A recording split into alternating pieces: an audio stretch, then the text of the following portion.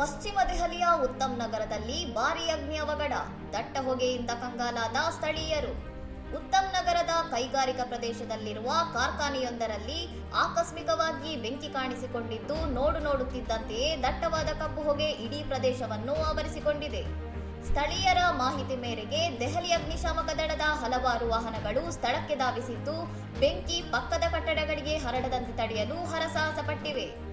ಅಗ್ನಿಶಾಮಕ ಸಿಬ್ಬಂದಿಯ ತ್ವರಿತ ಕಾರ್ಯಾಚರಣೆಯಿಂದಾಗಿ ಬೆಂಕಿ ನಿಯಂತ್ರಣಕ್ಕೆ ಬಂದಿದ್ದು, ಸದ್ಯಕ್ಕೆ ಯಾವುದೇ ಸಾವು ನೋವು ಅಥವಾ ಗಂಭೀರ ಗಾಯಗಳಾದ ಬಗ್ಗೆ ವರದಿಯಾಗಿಲ್ಲ. ಮುನ್ನೆಚ್ಚರಿಕಾ ಕ್ರಮವಾಗಿ ಅಗ್ನಿಶಾಮಕ ವಾಹನಗಳ ಸಂಚಾರಕ್ಕೆ ಅನುವು ಮಾಡಿಕೊಡಲು ಸುತ್ತಮುತ್ತಲ ರಸ್ತೆಗಳಲ್ಲಿ ಸಂಚಾರವನ್ನು ತಾತ್ಕಾಲಿಕವಾಗಿ ಬದಲಾಯಿಸಿ ನಿವಾಸಿಗಳು ದೂರವಿರುವಂತೆ ಸೂಚಿಸಲಾಗಿದೆ. ಬೆಂಕಿಗೆ ನಿಖರ ಕಾರಣ ತಿಳಿಯಲು ಅಧಿಕಾರಿಗಳು ತನಿಖೆ ಆರಂಭಿಸಿದ್ದು, ಸಿಸಿಟಿವಿ ದೃಶ್ಯಾವಳಿ ಹಾಗೂ ಕಾರ್ಮಿಕರ ವಿಚಾರಣೆ ನಡೆಸಲಾಗುತ್ತಿದೆ. ಹಳೆಯ ವೈರಿಂಗ್ ಅಥವಾ ಸುರಕ್ಷತಾ ನಿಯಮಗಳ ಉಲ್ಲಂಘನೆಯೇ ಈ ಘಟನೆಗೆ ಕಾರಣವೇ ಎಂಬ ಶಂಕೆ ವ್ಯಕ್ತವಾಗಿದೆ. ಇನ್ನಷ್ಟು ಸುದ್ದಿಗಳಿಗಾಗಿ ನೋಡ್ತಾ ಇರಿ ಸೌರಂ ಟಿವಿ.